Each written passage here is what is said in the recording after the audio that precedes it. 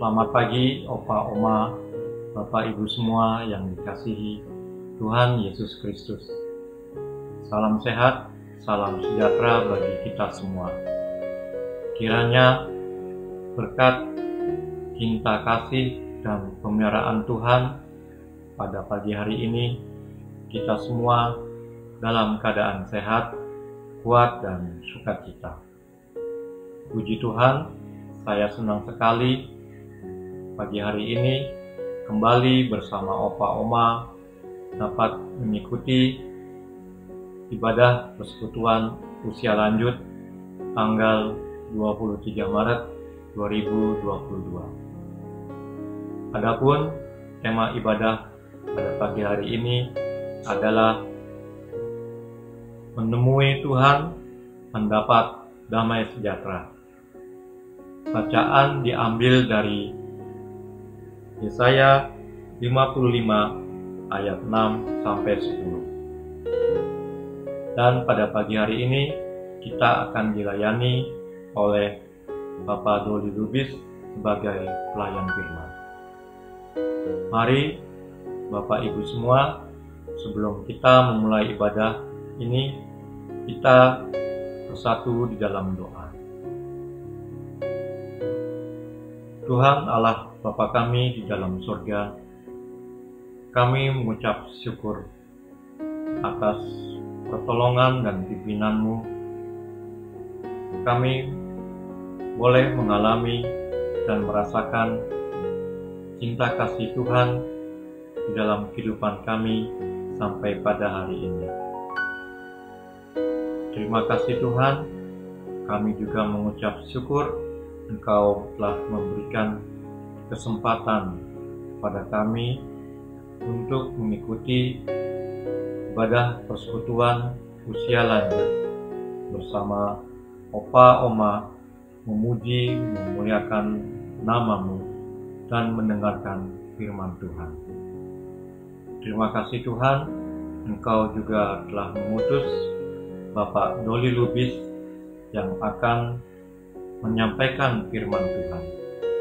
Biarlah firman yang kami dengar pada pagi hari ini dapat menambah sukacita kami dan menjadi kekuatan dalam menjalani kehidupan kami. Terima kasih Tuhan, Engkau yang pimpin ibadah ini dari awal sampai akhir. Di dalam nama Tuhan Yesus Kristus, kami sampaikan permohonan doa ini. Amin. Mari Bapak Ibu, kita menaikkan pujian dari nyanyian Kidung Baru nomor 183, Dulu Ku Mencari.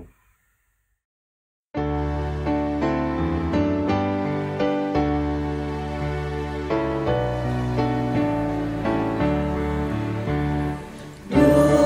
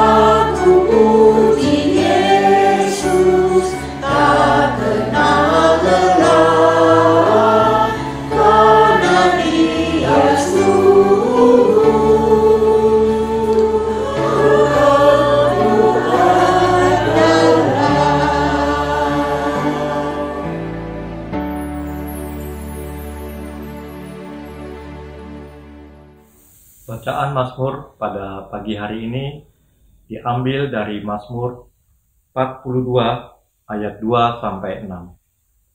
Saya akan membacakan buat kita semua. Mazmur 42 ayat 2 sampai 6. Seperti rusa yang merindukan sungai yang berair, demikianlah jiwaku merindukan Engkau ya Allah. Jiwaku haus kepada Allah yang hidup. Bilakah aku boleh datang melihat Allah? Air mataku menjadi makananku siang dan malam. Karena sepanjang hari orang berkata kepadaku, "Di mana Allahmu?" Inilah yang hendak ku ingat. Sementara jiwaku gundah gulana, bagaimana aku berjalan maju dalam kepadatan manusia, mendahului mereka melangkah ke rumah Allah dengan suara sorak-sorai dan nyanyian syukur dalam keramaian orang-orang yang mengadakan perayaan. Mengapa engkau tertekan, hai jiwaku, dan gelisah di dalam diriku? Berharaplah kepada Allah, sebab aku akan bersyukur lagi kepadanya, penolongku dan Allahku. Demikian firman Tuhan. Shalom, Opa, Oma, Bapak, Ibu semua. Sebelum kita bersama-sama merenungkan firman Tuhan, marilah kita merendahkan hati, mohon pimpinan Tuhan dalam doa. Mari kita berdoa. Ya Tuhan Yesus yang baik, bersama para orang tua kami pada hari ini, kami bersyukur atas semua kebaikan yang telah Tuhan berikan. Di mana sampai dengan saat ini kami tetap merasakan pemeliharaan Tuhan dengan sangat baik. Wujud pemeliharaan ini pun kami rasakan, di mana Tuhan tetap berkenan berfirman bagi kami semua. Tolonglah kami agar diberikan hati dan pikiran yang jernih, sehingga apa yang kami mengerti dan akan kami pahami semakin memampukan kami menjadi pelaku atas firman. Anak-Mu yang sangat terbatas ini kiranya Tuhan yang memampukan, sehingga segala sesuatu yang hamba-Mu sampaikan biarlah seturut kehendak Tuhan dan menjadi proses pertumbuhan bagi kami bersama untuk semakin dewasa di dalam Tuhan. Terima kasih ya Bapa, berfirmanlah bagi kami semua. Di dalam nama Tuhan Yesus kami sudah berdoa. Amin. Apa kabar pada hari ini? Kita dapat bertemu kembali bersama-sama untuk belajar dan merenungkan firman Tuhan. Di mana tema yang diberikan kepada kita semua pada hari ini adalah menemui Tuhan, mendapat damai sejahtera. Dan firman Tuhan yang menjadi bacaan bagi kita semua terambil dari Yesaya 55 ayat 6 sampai dengan 10. Saya akan membacakannya bagi kita semua. Yesaya 55 ayat 6 sampai dengan 10. Kembalilah kepada Tuhan selama masih dapat. Berserulah kepadanya selama ia dekat. Hendaklah orang jahat memperbaiki hidupnya dan mengubah jalan pikirannya. Biarlah ia kembali kepada Tuhan, supaya mendapat belas kasihannya. Hendaklah ia berpaling kepada Tuhan Allah kita, sebab Tuhan mengampuni dengan murah hati. Tuhan berkata, pikiranku bukan pikiranmu, dan jalanku bukan jalanmu. Setinggi langit di atas bumi, setinggi itulah pikiranku di atas pikiranmu, dan jalanku di atas jalanmu. Seperti hujan turun dari langit dan tidak kembali, melainkan membasahi bumi, menyuburkannya, dan menumbuhkan tanam-tanaman, memberi hasil untuk ditabur dan dimakan. Demikianlah pembacaan firman bagi kita semua. Terpujilah Tuhan Yesus. Opa, Oma, Opung, dan Bapak Ibu semua. Setiap hari kita selalu berdoa yang di dalamnya terdapat kalimat yang selalu kita selipkan, yaitu memohon pimpinan Tuhan untuk mendapatkan damai sejahtera. Saat kita bertemu orang lain pun kita sampaikan salam sejahtera, shalom bagimu kita sampaikan. Ya, setiap orang ingin mendapatkan damai sejahtera itu dalam hidupnya. Terkadang kita berpikir, apakah sebenarnya damai sejahtera itu? Apakah kita berpikir bahwa damai sejahtera itu berhubungan dengan kesehatan yang selalu baik, hubungan pasangan dan anggota keluarga yang selalu baik, pekerjaan, karir, dan penghasilan yang terus-menerus lebih dari cukup? Apakah damai sejahtera itu tidak terjadi pertengkaran atau bahkan mungkin tidak terjadi perang? Kenapa setiap hari kita selalu berdoa, menyerukan untuk meminta damai sejahtera? Sebenarnya apa itu damai sejahtera? Yang tentu semua orang percaya menginginkannya. Dalam bacaan kita pada hari ini, disebutkan di awal, kembalilah kepada Tuhan selama masih dapat. Berserulah kepadanya selama ia dekat. Ayat ini mengawali kembali bahwa apapun itu haruslah dimulai dengan Tuhan yang berada dalam diri kita masing-masing. Hal ini mau menyampaikan pesan bahwa sumber dari damai sejahtera haruslah dari Allah yang diam pada diri manusia. Firman Tuhan dalam Kolose 3:15 tentu kita ingat, di mana dikatakan, hendaklah damai sejahtera Kristus memerintah dalam hatimu, karena untuk itulah kamu telah dipanggil menjadi satu tubuh, dan bersyukurlah. Firman Tuhan yang disampaikan melalui Rasul Paulus ini mau mengatakan bahwa damai sejahtera itu sejatinya adalah Kristus itu sendiri yang tinggal dan diam di dalam diri kita. Opa, oma, opung, bapak ibu semua, kita akan belajar bagaimana menemukan damai sejahtera itu dalam kehidupan kita masing-masing. Jikalau kita memikirkan lebih mendalam dalam diri kita, seperti yang kita sebutkan tadi, apakah damai sejahtera itu hanya untuk mendapatkan berkat, uang, kesehatan, pekerjaan, umur panjang, seperti yang kita sampaikan di awal tadi. Firman Tuhan hari ini pun mengatakan kepada kita, kita lihat lagi di ayat 8 dan 9 dalam bacaan Yesaya. Tuhan berkata, pikiranku bukan pikiranmu dan jalanku bukan jalanmu. Setinggi langit di atas bumi, setinggi itulah pikiranku di atas pikiranmu dan jalanku di atas jalanmu. Kita sering mengatakan kepada Tuhan bagaimana harus menghitung hari-hari. Dan kita meminta supaya beroleh hikmat dan kebijaksanaan. Kita meminta Tuhan memimpin kita agar hari-hari yang kita lalui penuh dengan damai sejahtera. Bapak Ibu, bisakah kita mengatakan seperti yang disampaikan oleh seorang tokoh penginjil, seorang motivator yang terkenal, namun karena kondisi fisiknya yang tidak sempurna, terlahir dengan tubuh tanpa lengan dan tanpa kaki. Mungkin Bapak Ibu sudah kenal, dia bernama Nick Vujicic. Nick pernah menyampaikan quote yang terkenal dan berbunyi demikian. Just because I don't understand God's plan, it doesn't mean He's not with me. Yang kurang lebih artinya seperti ini. Hanya karena saya tidak memahami rencana Allah, bukan berarti Dia atau Tuhan Allah tidak bersama dengan saya. Namun Tuhan memakai diri Nick yang sangat luar biasa dan unik tersebut, di mana kekurangan fisiknya yang sangat mungkin banyak dalam ukuran manusia, bukan berarti membuat dirinya tidak berguna dan tidak dapat merasakan damai sejahtera dari Allah. Namun dengan kekurangan fisiknya, Tuhan malah memakainya menjadi penginjil dan motivator ke banyak orang, bahkan ke seluruh dunia. Dan dia sudah pernah datang ke Indonesia, Bapak Ibu. Nick mungkin tidak memahami apa rencana Tuhan dalam keterbatasannya. Namun ia mengimani bahwa Tuhan tetap bersamanya. Kita pun demikian. Mungkin kita tidak dapat memahami pikiran dan rancangan Allah dalam hidup kita. Karena semua kondisi yang saat ini kita alami mungkin tidak sesuai dengan apa yang kita harapkan dan yang kita doakan. Bahkan kondisi yang mungkin tidak akan pernah bisa kita ubah. Seperti halnya yang dialami Nick dengan kekurangan fisiknya.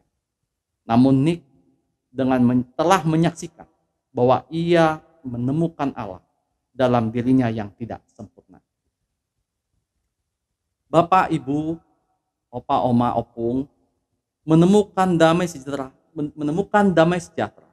tidak pernah lepas bagaimana kita menyikapi setiap kondisi dalam hari-hari yang kita jalani. Kita akan menemukan seperti apa diri kita dalam menghitung berkat dan menghitung hari-hari yang Tuhan beri. dengan coba memahami bagaimana menyikapi setiap yang kita miliki akan membantu kita menemukan bahwa sesungguhnya damai sejahtera adalah sesuatu yang terdapat dalam diri, sesuatu yang bisa kita kembangkan, bahkan dapat kita bagikan ke orang lain. Artinya, damai sejahtera bukan sesuatu yang hanya bersifat personal, namun juga komunal, yang dimulai dari diri sendiri, namun bisa dibagikan dan disebarkan ke semua orang. Kalau kita perhatikan, sebenarnya terdapat beberapa tipe bagaimana kecenderungan orang dalam menghitung berkat dan hari-hari yang dia jalani. Tipe ini juga bisa menggambarkan apakah damai sejahtera itu ada di dalam diri kita dan bisakah kita bagikan kepada orang lain. Nah, saya coba membaginya ke dalam 4 tipe. Tipe pertama, tipe menambah. Ini persis seperti anak-anak pada umumnya, di mana mereka senang dan bangga jika usia mereka bertambah dan mereka menjadi besar. Mungkin demikian dengan anak-anak kita. Mereka akan sering mengatakan bahwa saya sudah besar, bukan anak-anak lagi loh. Mereka paling senang kalau ulang tahun. Jika ditanya berapa usianya, mereka akan bangga mengatakan usianya bertambah setahun. Yang kedua, tipe mengurangi. Ini biasanya terjadi pada orang dewasa atau orang yang berumur. Biasanya kalau ulang tahun, mereka tidak mau disebut berapa umurnya. Biasanya malah usianya dikurangi dan maunya disebut lebih muda. Lihat saja kalau ulang tahun, lilin angkanya biasanya tidak mau diletakkan di atas kue ulang tahunnya. Ini menunjukkan karena tahu bahwa umurnya yang bertambah, maka usia hidupnya di dunia ini akan berkurang. Ada kekhawatiran atas pertambahan usia. Kemudian tipe yang ketiga, yaitu tipe mengalihkan. Tadi yang ada menambah, mengurangi, dan mengalihkan. Ini biasanya terjadi pada umumnya di dunia ini, di mana berkat itu akan dihitung berkali-kali. Dia mengatakan jika saya diberkati berkali-kali, maka itulah kesuksesan. Makanya sekarang ini banyak orang kaya ingin kaya dengan cepat. Ada yang memang sukses jadi YouTuber, ada juga dengan usaha-usaha produk trading IT yang kemudian populer lah kalau orang sekarang bilang crazy rich. Walau ada juga dengan skema yang mungkin menjadi penipuan ya kepada orang banyak yang mungkin sekarang sedang ramai dibicarakan. Orang akan mengatakan sukses itu jika yang diterima berlipat-lipat dan terus-menerus, walau untuk memperolehnya dilakukan dengan cara apapun. Tipe ini selalu tidak pernah puas atas apa yang sudah Tuhan berikan. Nah, yang keempat, tipe berikutnya adalah tipe membagi. Dan inilah tipe anak Tuhan atau orang Kristen seharusnya. Di mana kita seharusnya membagikan karunia, berkat yang telah Tuhan beri. Karena kita terlebih dahulu sudah menerima berkat tersebut. Baik berkat keselamatan berupa jaminan sorga, serta Roh Kudus di mana Allah mau tinggal dan diam di dalam kita sebagai sumber damai sejahtera. Tipe ini diwujudkan dengan membagi berkat yang kita terima di dalam dunia. Kita dapat membagikan waktu, uang, makanan, dan lain sebagainya. Sehingga kita dapat menjadi saluran berkat karena kita sudah merasakan terlebih dahulu damai sejahtera. Dari keempat tipe yang saya sampaikan di sini, kita bisa melihat, kita bisa merefleksikan ke diri kita. Di mana saya saat ini? Apakah tipe yang masih mengurangi, menambah, mengalihkan? Apakah saya sudah termasuk tipe yang mau membagi? Apakah saya sudah memiliki damai sejahtera sehingga saya dapat berbagi kepada orang lain? Nah, opa, oma, opung, Bapak Ibu sekalian, setelah kita tahu bagaimana kita melihat berkat yang terkadang diidentikan dengan damai sejahtera itu, muncullah kemudian pertanyaan, apakah kita tahu sesungguhnya damai sejahtera itu? Bagaimana damai sejahtera itu ada dalam diri kita dan bagaimana menemukannya? Untuk menemukan damai sejahtera, saya mengajak kita untuk kembali mengingat kisah tokoh yang sangat terkenal. Di mana kisah itu mulai dari kita sekolah minggu, Bahkan sampai saat ini kisah itu terus dijadikan tema khotbah.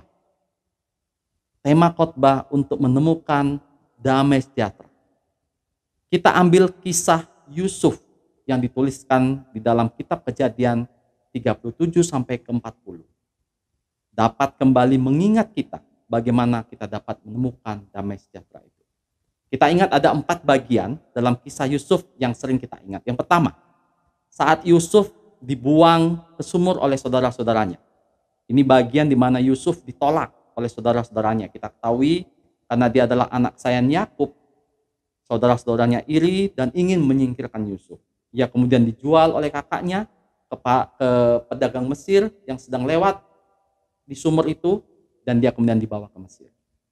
Yang kedua, saat Yusuf menjadi pembantu Potifar, di mana Yusuf dipercayakan semua oleh tuannya Potifar untuk mengurus rumah tangga dan segala harta milik Potifar kecuali istrinya. Demikianlah Allah mengatakan bahwa demikian Alkitab mengatakan bahwa Allah membuat apa yang dikerjakan Yusuf selalu berhasil.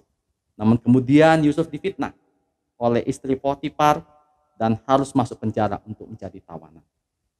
Yang ketiga, saat di penjara, di mana Tuhan membuat Yusuf menjadi tawanan yang sangat dipercaya oleh kepala penjara. Bahkan segala tawanan dan pekerjaan di penjara tersebut dipercayakan kepada Yusuf. Saat di penjara juga Tuhan memberikan hikmat kepada Yusuf untuk memberikan tafsir mimpinya kepada juru minum dan juru roti yang sama-sama menjadi tawanan saat itu. Dan yang keempat, saat Yusuf menjadi kuasa atas tanah Mesir, di mana Tuhan memberikan hikmat kepada Yusuf untuk memberikan arti mimpi kepada Firaun.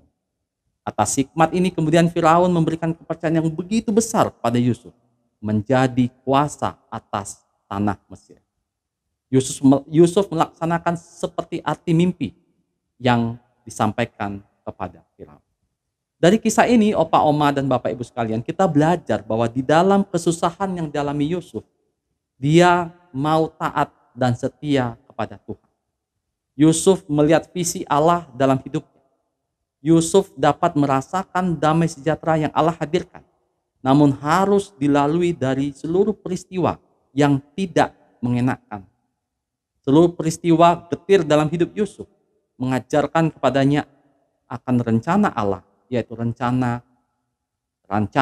damai sejahtera. Kita pun demikian. Hidup kita ini dilewati berbagai proses yang bukan saja sukacita, kesenangan, atau penuh berkat yang melimpah. Selama hidup ini pun rasa duka, kecewa, tidak puas dengan keadaan, marah dengan Tuhan pernah kita alami. Namun perbedaan itu semua adalah bagaimana kita, opa, oma, opung, bapak ibu sekalian, taat kepada proses yang Tuhan izinkan. Mungkin banyak yang berusaha lari dari proses dan kenyataan yang dihadapi, tidak mampu dan tidak menyadari bahwa proses tersebut terjadi atas seturut dan seizin Tuhan Allah. Untuk bisa menjalani hidup dengan penuh damai sejahtera, meskipun proses yang dijalani menyakitkan, kita belajar dari kisah Yusuf ini.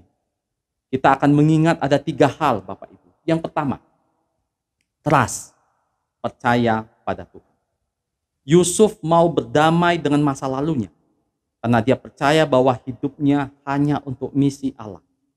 Yusuf percaya seburuk apapun yang dialami, walaupun harus menjadi budak, masuk penjara, namun ia tetap percaya bahwa setiap langkah hidupnya bagian dari misi Tuhan.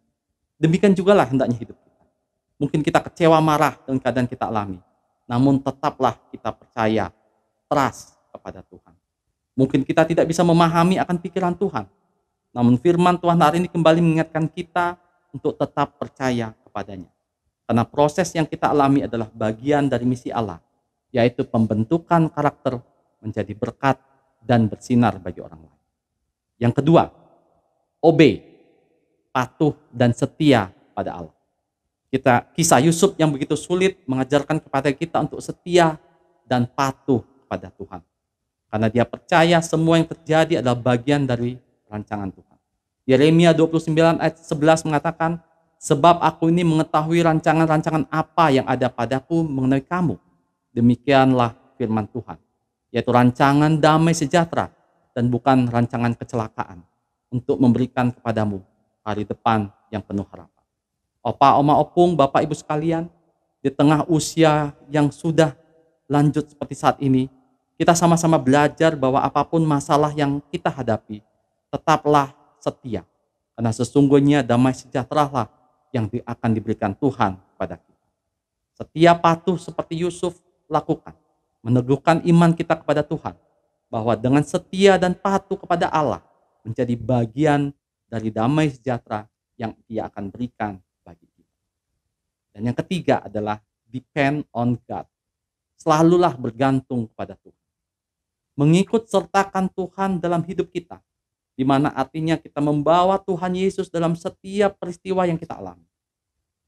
Paulus di dalam Filipi 4 ayat 6-7 mengatakan, jangan hendaknya kamu khawatir tentang apapun juga, tetapi nyatakanlah dalam segala hal keinginanmu kepada Allah dalam doa dan permohonan dengan ucapan syukur. Damai sejahtera Allah yang melampaui segala akal akan memelihara hati dan pikiranmu di dalam Kristus Yesus. Setiap hari kita tentu berdoa dan menyapa Tuhan melalui saat teduh, saat khusus untuk membaca firman Tuhan. Ketika seperti di usia seperti sekarang ini, tentu opa, oma, opung, bapak, ibu sekalian, terkadang sering merasa kesepian. Karena mungkin jauh dari anak, dari cucu, mungkin tidak sering dikunjungi, atau sudah bahkan ditinggal pergi oleh pasangan hidupnya, yang tentu membawa kesedihan. Namun Tuhan kembali mengatakan bahwa Tuhan adalah sumber damai sejahtera itu. Mencari Dia kapan saja karena Ia berkenan ditemui. Menunjukkan kita sepenuhnya bergantung kepada Allah. Dengan bergantung sepenuhnya kepada Dia, kita percaya bahwa Tuhan akan memberikan damai sejahteranya melalui Yesus. Tetaplah berpikir positif sebagai anak Tuhan yang terus dapat membagi berkat melalui hidup yang Tuhan percayakan lebih lama seperti saat ini. Seperti yang kita pelajari di awal, yaitu membagi berkat dan hidup bagi orang lain. Karena sesungguhnya dalam usia lanjut ini, opa, oma, opung, bapak, ibu sekalian berharga di mata Tuhan. Tuhan memiliki rancangan tersendiri jikalau kita diberi umur panjang. Umur panjang ini adalah menyaksikan bahwa Tuhan yang terus menopang hidup kita dan terus merancangkan damai sejahtera sampai dengan saat ini. Seperti Yusuf yang kita telah pelajari tadi, di mana dia dipakai Tuhan untuk memberkati keluarganya, bangsanya, bahkan menjadi berkat untuk orang lain, bagi bangsa lain, yaitu bangsa Mesir.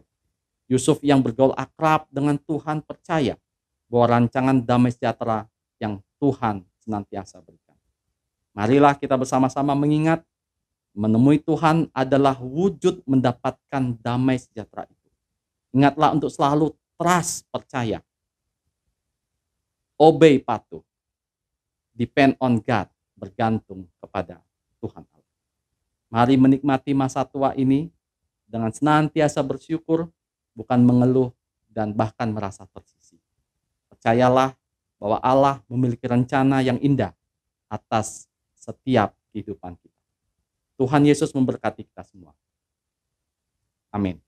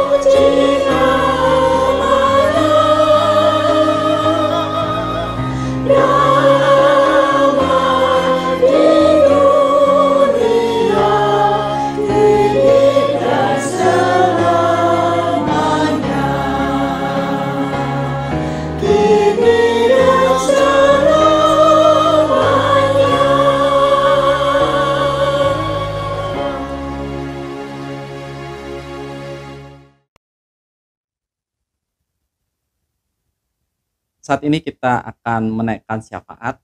Marilah kita berdoa.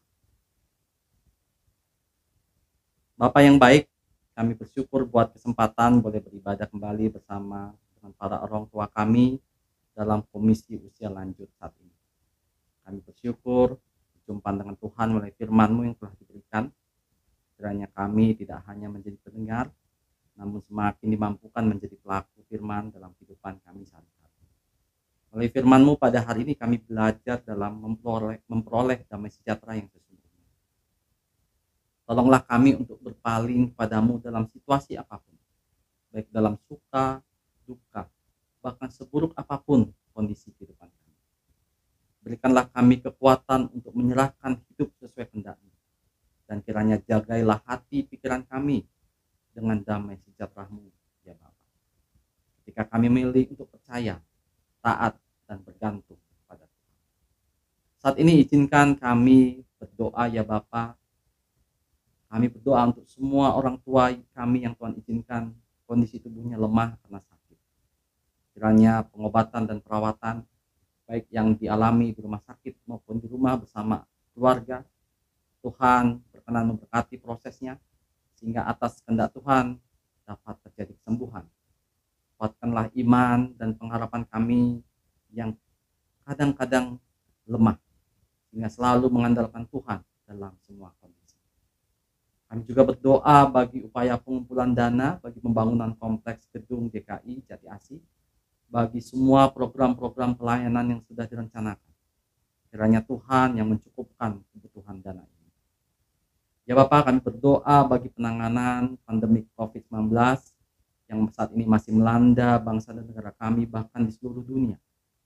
Secara manusia kami akui saat ini tidaklah mudah, dan kami memang membutuhkan banyak penyesuaian. Begitu banyak kondisi di mana kami harus menghadapi tantangan.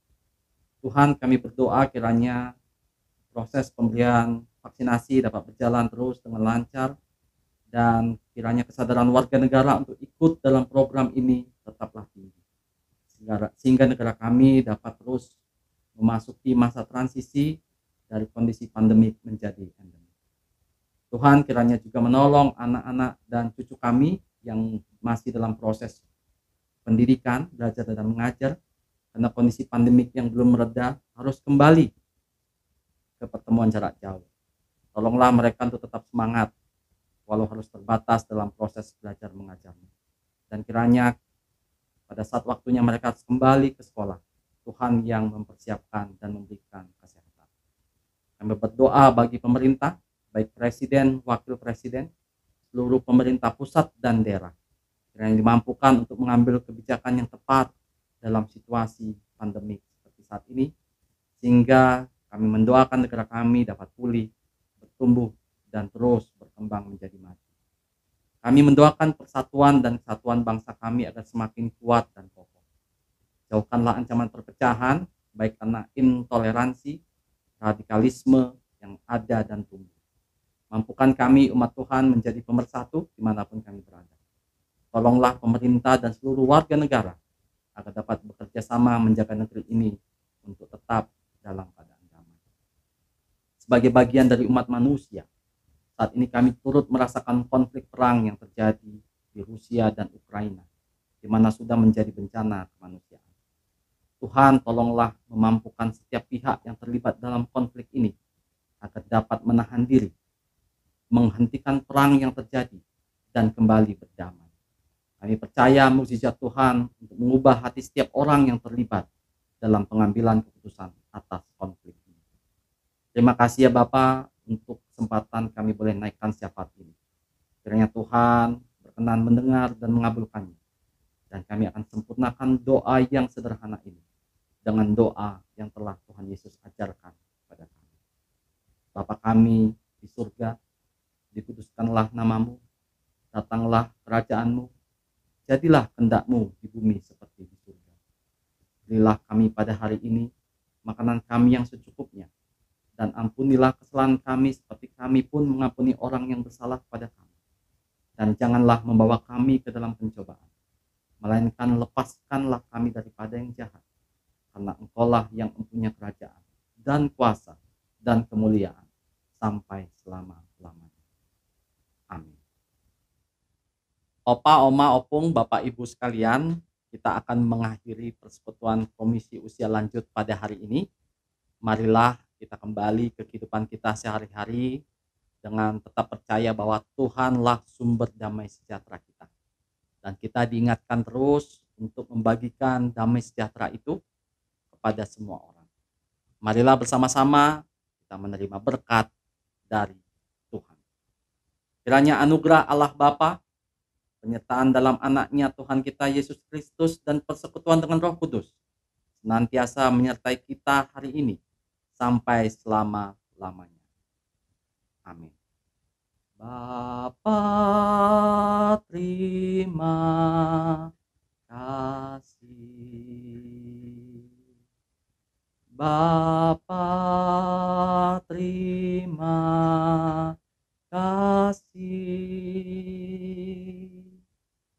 Bapa di dalam surga, ku